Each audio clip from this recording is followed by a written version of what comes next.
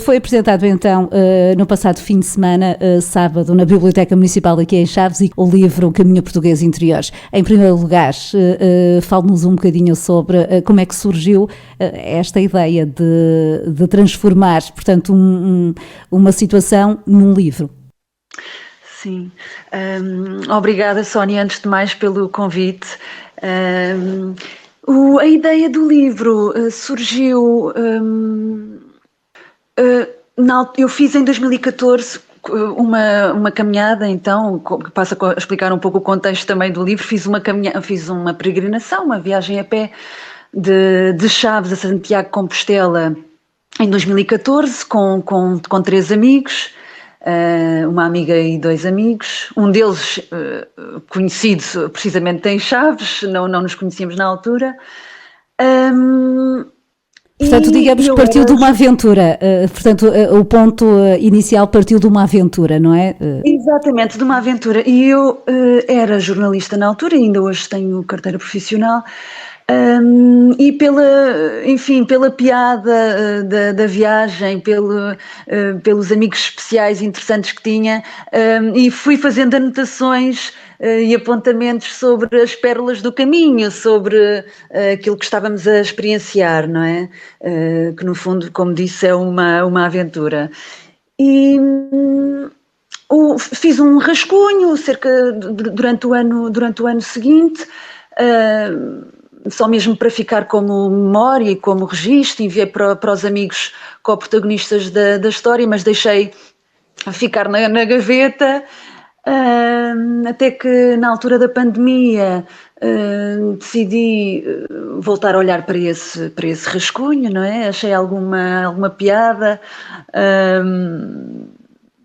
e achei que talvez merecesse aprofundar um pouco a história, não é? A narrativa.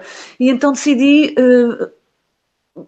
repetir o caminho de Chaves a Santiago de Compostela em 2022, para registar alguns pormenores que me tivessem escapado, naturalmente, porque também quando fiz a viagem em 2014 não ia certamente com a intenção de escrever um livro. E então decidi repetir a viagem, mas agora sozinha, num contexto de pandemia, e percebi que a segunda viagem, sobre a qual também fui fazendo os meus apontamentos, que também merecia um relato, porque senão, se eu só contasse a história de 2014, a experiência de Santiago, pelo menos a minha, não ficava completa, não é? E que diferenças é que notou, Ana?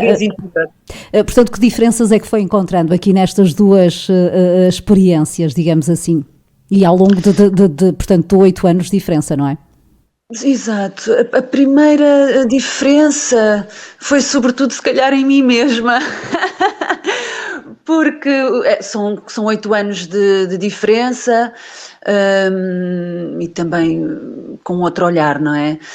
Mas sobretudo, e talvez especialmente, o facto de fazer a viagem sozinha ou acompanhada, não é? Que torna a experiência totalmente diferente. Mas em que altura, Ana, percebeu que de facto esta aventura ou esta experiência, portanto, poderia dar um bom livro? Em relação à experiência de 2022, eu percebi que esse relato também merecia ser acrescentado quando comecei a conhecer outros peregrinos na viagem até Santiago. Alguns com bastante experiência e com histórias fantásticas para contar, sei lá, desde peregrinos que já iam no 20º caminho, ou peregrinos que vinham desde Sevilha a andar, enfim, muitas histórias, muito mais bonitas provavelmente do que a minha, que no fundo relata apenas 200 km de viagem, não é? Quando existem muitas mais possibilidades, mas de facto percorrendo aqui este caminho começando pelo caminho português interior em Chaves, não é? Um caminho que dá nome ao livro, inicia em Viseu, não é? E termina em Verim, e depois em Verim se liga à Via da Prata até Santiago de Compostela. E eu, como iniciei em Chaves pelo caminho português interior, achei que devia ser esse o nome do livro. Quando é que eu achei que merecia... Foi na altura da pandemia, porque quando eu voltei a olhar para o rascunho que tinha escrito em 2014, 2015, sobretudo quanto mais não fosse para mim, para os amigos, e para celebrar a vida, não é? Mas foi uma experiência interessante, a concretização deste livro, não é? Porque... Portanto, juntou também aqui o seu cariz jornalístico, portanto... Exatamente. Também, sim, eu no tempo da universidade aprendíamos que existe o conceito de livre-reportagem, não é? Que tenta ser um bocadinho o jornalista, é um bocadinho o contador de histórias. Foi isso, no fundo, que a Ana se limitou também a fazer, não é? Contar a história. Exatamente, sim. Sendo que tem também alguns detalhes de factos interessantes, não é? Sobre, sei lá, desde cultura portuguesa, a galega, não é? Também com esse olhar sobre o mundo, sobre a realidade, não é? Porque não deixa de ser um livro de não ficção. tem Chaves como berço, o ponto de partida, digamos assim, o ponto de partida que seria aqui em Chaves, e fez para si todo o sentido, portanto, ser aqui apresentado. Portanto, qual foi o feedback na altura que recebeu, portanto, do público presente?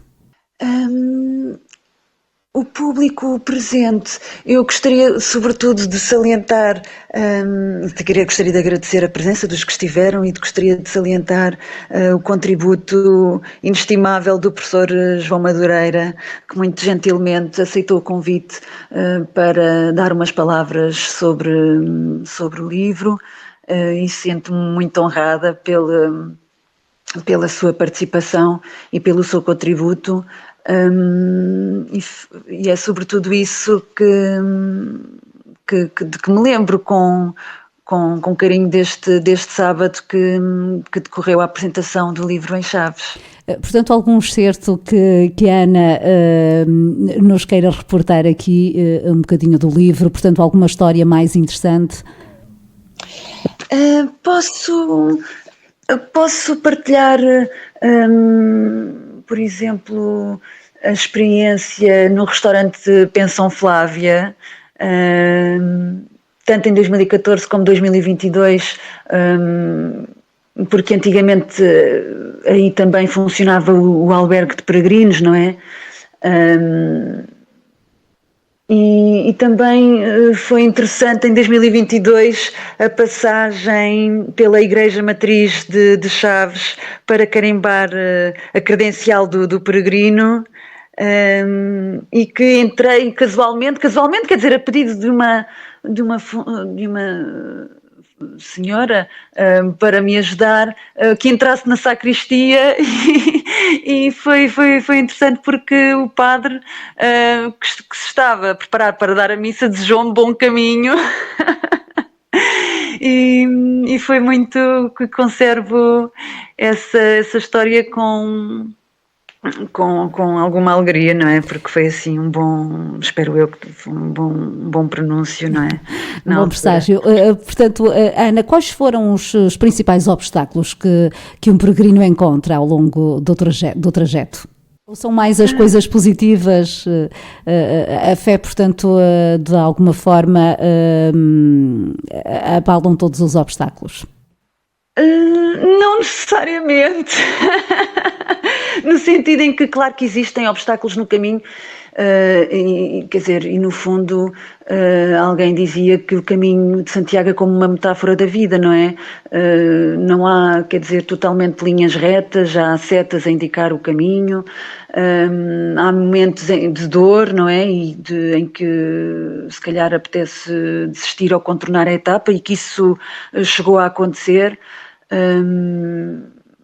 porque são coisas normais da vida, não é? No sentido de ter que fazer adaptações, mas em relação aos principais obstáculos, muitas vezes é propriamente, não é?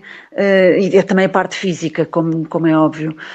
Recordo-me que a experiência de 2022 foi mais custosa do que a de 2014, talvez por ser a altura de pandemia, não estava também na minha melhor forma, e realmente havia alguns montes, não é? É um percurso que tem alguns montes, ali sobretudo a chegar à Vila de Rei, já na Galiza. São etapas curtas, mas que provavelmente demoram um dia inteiro quase, não é? A serem completadas. Mas de resto é uma experiência que aconselho. Que conselhos é que deixaria, portanto, a quem nos possa estar a ouvir e que vai iniciar ou que queira, portanto, fazer esta caminhada? Para quem nunca fez, eu se calhar citava uma peregrina que conheci na viagem de 2022 e que citei no livro, em que ela dizia que é preciso perder o medo, não é? E muitas vezes voltar atrás, porque apesar das setas, não ter medo de voltar atrás e de nos enganarmos, no sentido em que muitas vezes existem as setas para nos orientar, mas por alguma razão podemos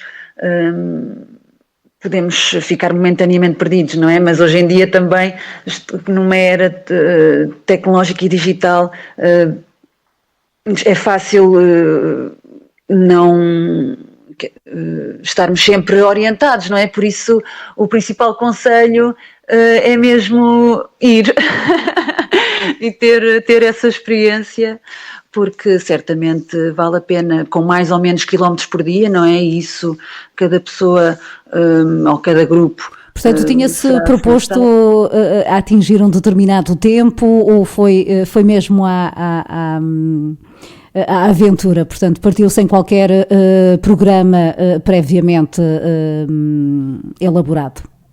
Eu pensei inicialmente em cumprir pelo menos parte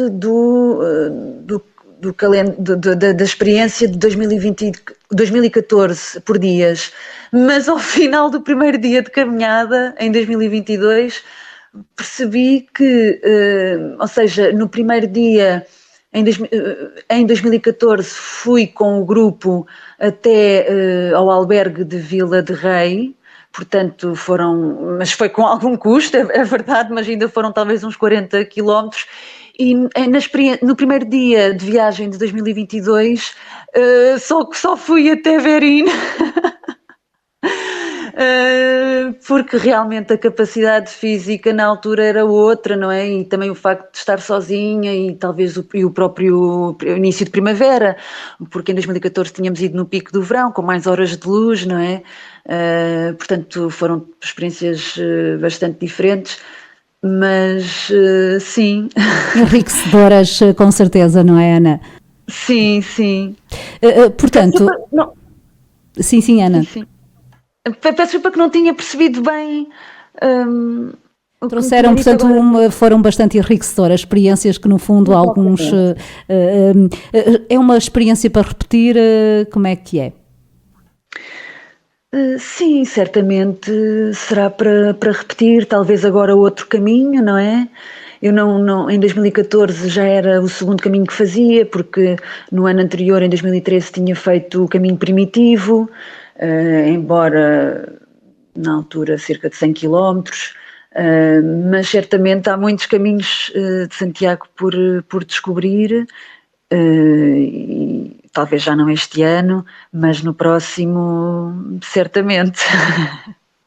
Muito bem, Ana, não sei se deseja acrescentar mais alguma informação à nossa conversa.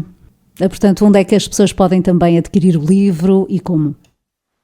Sim, o livro está disponível em livrarias online de todo o país, como o Bertrand, FNAC e outras, e também está em livrarias de Chaves, na Galeria Antígona, na Papelaria Ana Maria e na Papelaria Flávia Douro, e também está no Welcome Center de Vila Pouca de Aguiar, em Pedras Salgadas. Muito bem, Ana, foi um gosto tê-la aqui no... Muito obrigada, Sónia, muito obrigada, foi um gosto também, obrigada pelo muito convite, sucesso e até uma próxima oportunidade. Até uma próxima, muito Tudo obrigada, bom. Sónia. Muito obrigada, adeus. Obrigada.